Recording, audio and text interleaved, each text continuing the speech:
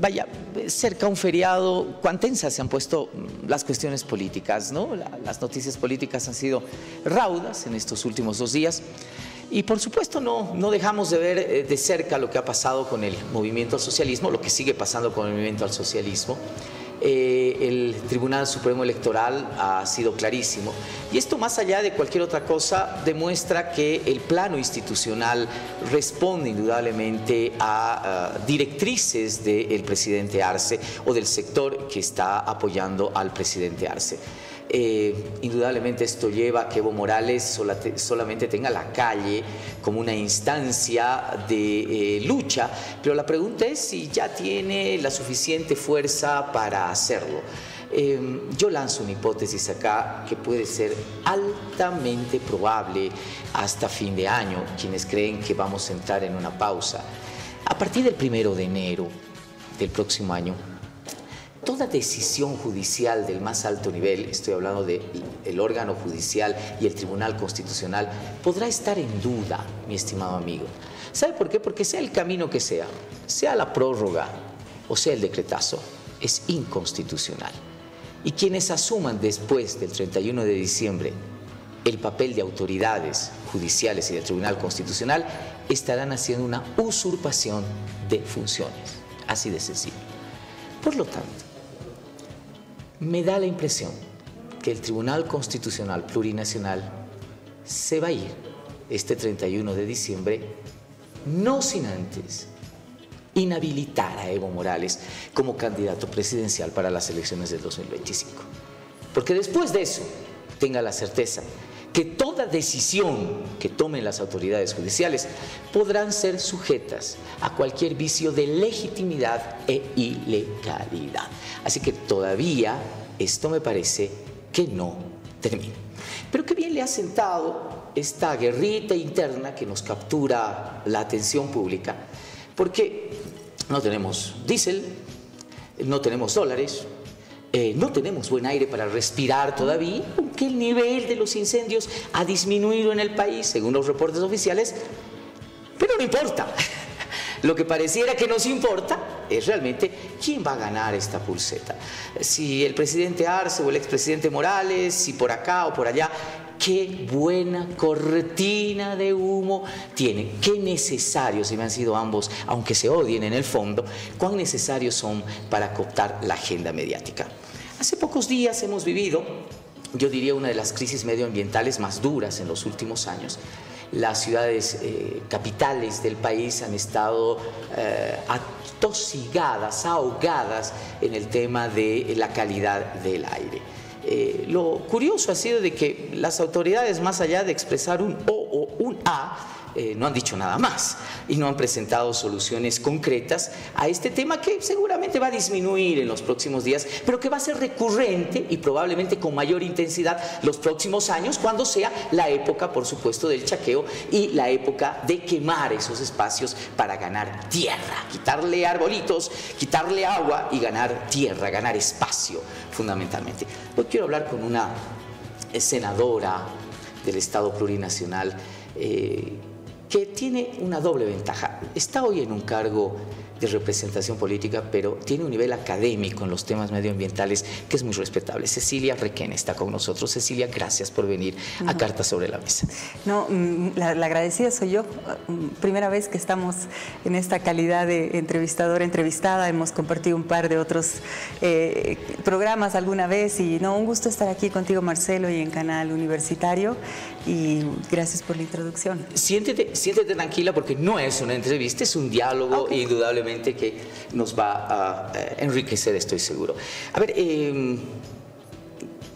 es difícil tener un cargo de representación política, senadora, y de repente venir con un bagaje académico como el que tú tienes en tema del medio ambiente y poder hacer poco en el ámbito de tomar decisiones que vayan a contribuir, o es que por ahí estamos obviando algo que estamos descuidando. Sí, a ver, tal vez esta explicación sea parte de la respuesta. Mi formación no es realmente en biología, ecología, digamos, en la parte más técnica del medio ambiente, sino que vengo de las ciencias sociales y fundamentalmente de todo lo que tiene que ver con gestión pública. Siempre me ha importado eso y lo he ido estudiando de diferentes modos, en fin. Y por otro lado, he sido desde hace varias décadas activista. Y yo creo que eso define un talante. No nos impresiona la adversidad, no nos frustramos fácil, tenemos no sé qué. Ya me he dado cuenta yo por defecto que no todo el mundo lo tiene. La gente se frustra, se deprime, se inmoviliza, se enoja, no sé.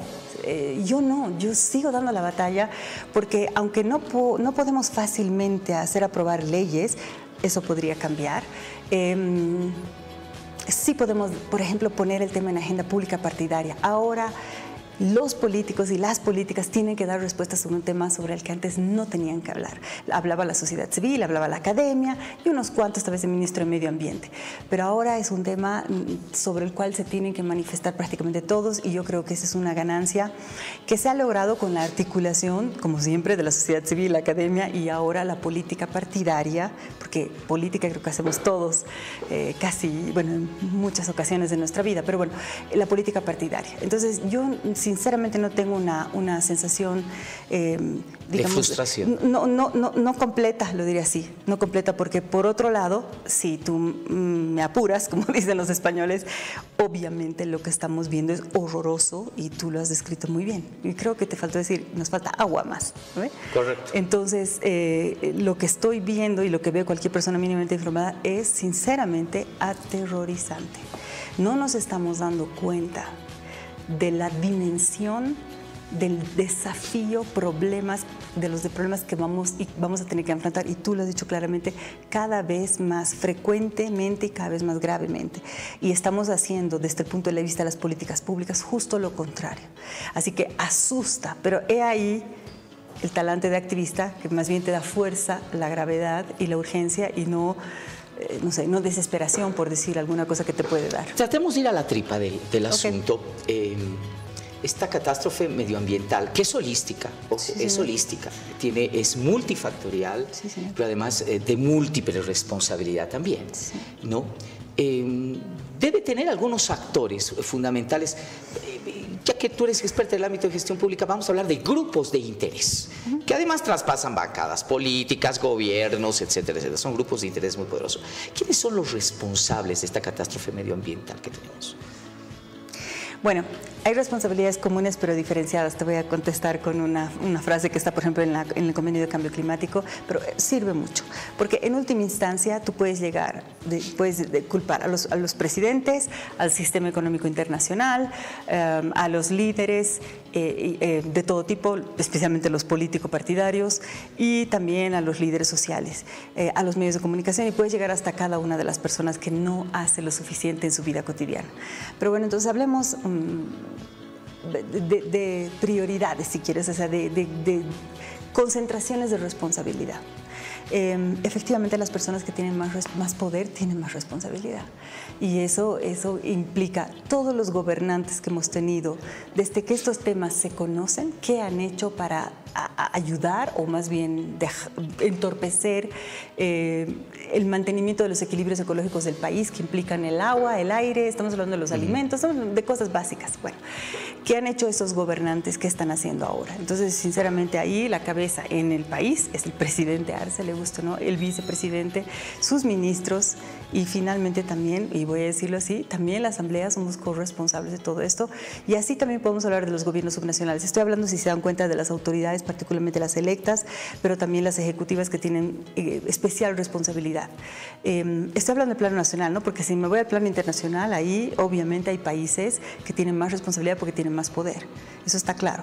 Y eso incluye, en muchos casos, empresas que son aún más poderosas que países, incluso que grupos de países juntos. Estamos hablando, por ejemplo, de las petroleras. Claro. Las petroleras son realmente, ahí sí no hay dónde perderse. Tú les puedes echar la culpa porque además fueron deliberadamente mentirosas, voy a usar el término así, en ocultar información sobre el cambio climático. Voy a reparar un poquito en lo que mencionabas hace unos segundos sobre la responsabilidad de las autoridades, tanto del nivel central del Estado como de las autoridades subnacionales y por supuesto las autoridades electas también en el ámbito de la representación nacional. Y ahí podemos poner departamental y municipal. Sí, yo te decía, es multidimensional el conflicto, ¿no? Cada uno tiene ahí su parte de responsabilidad, además enmarcada en la constitución política del Estado y en las competencias que asumen. Pero a mí me da la impresión, y por eso te hablaba de grupos de interés, que me parece que logran establecer ciertos acuerdos de omisión. Sí. Esto es muy peligroso, porque no estamos hablando de acuerdos de omisión. El Consejo de Autonomía se reunió hace una semana.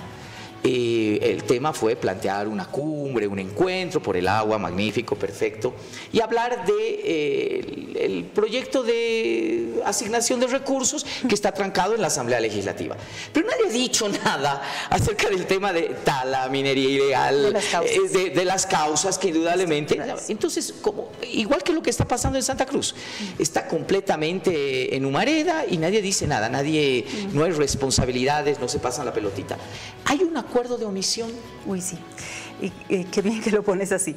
Yo le llamo una gobernanza, si quieres, ecocida, ¿no? Porque lo que ha logrado el MAS es realmente es formidable desde el punto de vista, si quieres, de política partidaria, es tener un control enorme de esas organizaciones sociales que realmente van hasta la última población de este país, entre la CSUTCB, los cocaleros, los interculturales y ahora los mineros y las Bartolinas. La verdad es que tienen un control territorial impresionante, lo que los hace tan potentes. Ahora bien, esas organizaciones sociales han entrado y han perfeccionado una agenda que lamentablemente es una agenda terriblemente equivocada. Básicamente tierras. Queremos tierras y queremos luego derechos mineros. Y el acuerdo con el gobierno es, ok, les vamos a entregar tierras. El problema es que se han formado entre tanto mafias, que no necesariamente le entregan las tierras a quien tendría necesidad, pero además están entregando tierras fiscales que son de vocación forestal para agropecuaria. Lo mismo con los derechos mineros. Entonces, por un lado hay acción, y aquí quiero complementar lo que tú dices. Por un lado hay acción, y te puedo dar ejemplos muy claros de las leyes incendiarias, te puedo dar como ejemplo la ley de minería aprobada durante Evo Morales, la ley de hidrocarburos aprobada durante Evo Morales. Toditas esas leyes facilitan el desastre. No entendieron, o sea, creyeron que era solamente distribuirse el país y sus riquezas y no sé qué, y no entendieron los efectos sistémicos de lo que estamos hablando, ecológicos. Entonces, por acción, sí, se ha hecho mucho y se está haciendo mucho, incluso intervenir en la justicia. Nos han negado una acción popular en el Pilcomayo diciendo que no hay contaminación. O sea, nos han dicho en nuestra cara, no hay. ¿Por qué? Porque había contra 22 estudios, un estudio del gobierno han dado valor a este. Bueno, y que nosotros no tenemos derecho, además eso nos han dicho, a hacer una acción popular, lo que decía, otro recorte de nuestras atribuciones. Por omisión, no controlan, no permiten que pase todo, se retiran, permiten que ocurra todo, y eso te lo puedo decir de primera mano, lo que ocurre más allá de La Paz, vas un poquito más allá y el descontrol es completo. ¿Por qué? Termino básicamente por una ganancia política de corto plazo, puedes decir, o de mediano plazo. Es muy interesante poner esto en mesa porque definitivamente esta red de gobernanza que tú llamas, que yo le llamo el pacto de la omisión, ¿verdad? Tiene actores, tiene agenda, contrariamente a la agenda formal, oficial, tiene acciones, tiene operadores, ¿no? Que como relojito además actúan, ¿verdad?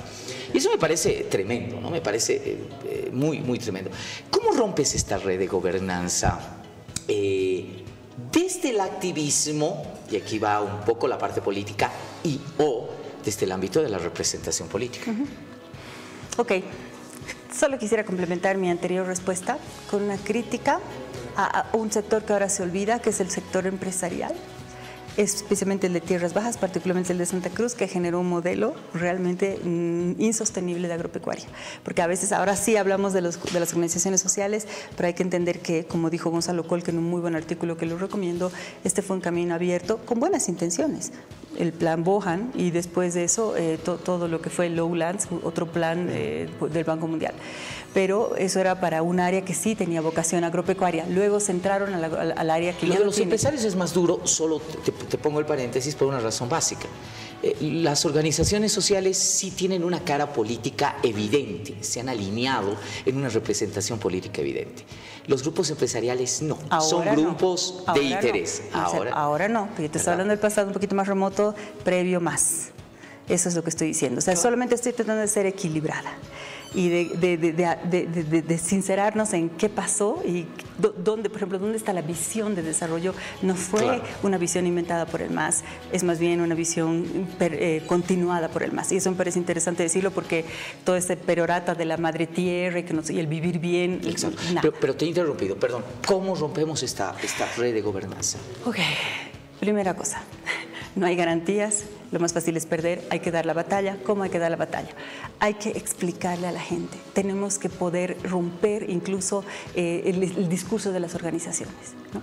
Yo he intentado y lo voy a seguir intentando hablar con quien quiera hablar conmigo, mineros incluidos, explicarles que tú, por ejemplo, al campesino, tu tierra está en peligro, te vas a quedar sin agua. No vas a poderle heredar a tus hijos y a tus nietos. ¿Quieres eso? La mayor parte de la gente, ante eso, sus hijos, sus nietos, su descendencia, los seres humanos comunes y corrientes, ese es un camino para llegar a ellos. Y hay que poder explicar esto en esos términos, no amigo, enemigo, no colgar a las personas de la plaza pública, no. Realmente explicar, porque es un problema de todos, finalmente, más, menos, uno nos va a afectar, pero a todos nos va a afectar. Entonces, ese es un camino. Y el otro camino es el que creo es visibilizar tanto como sea posible las consecuencias que ya estamos viviendo para que al menos de la desgracia aprendamos. Entonces, ¿cuál es la ventaja del tema ambiental? Que no es un tema meramente ideológico. Lo puedes volver, pero si no haces eso y si te basas en ciencia y le aseguras a la gente que te estás basando en ciencia y se lo puedes demostrar y luego los hechos te dan la razón. Yo te quiero decir que muchas veces he hablado de estos temas con periodistas muy cínicos que se reían un poco de lo que hablábamos. Ahora me toman un poco más en serio porque les hemos dicho que esto iba a pasar. Entonces, eso también pasa con la gente. Entonces, sinceramente, Marcelo, esto tiene que hacerse con la gente y hay que ir rompiendo. Yo he estado haciendo campaña en Yungas y esperaban que hable de la coca y yo les hablaba del agua y tú veías que las mujeres, sobre todo las mujeres, te atendían. Se les preocupa el agua. Entonces, hay que ir por ahí. Eso es, creo, una forma de hacerlo. Éxito. Gracias. Éxito. Voy a dar la batalla. Éxito, y lo digo sin afán de tirarte flores, pero además sin ningún tipo de adscripción política, partidaria. Tu éxito indudablemente marcará el éxito de cientos de miles de ciudadanos que hoy se ven afectados sin agua, con una calidad de aire tremendamente desabastecido en el ámbito de la minería, altamente contaminados de mercurio, con niveles insostenibles para la vida, etcétera, etcétera, etcétera. Gracias por haber venido a Cartas sobre la Mesa. Pues un gusto haber estado aquí. Hasta la próxima. Sin duda alguna. Amigos televidentes,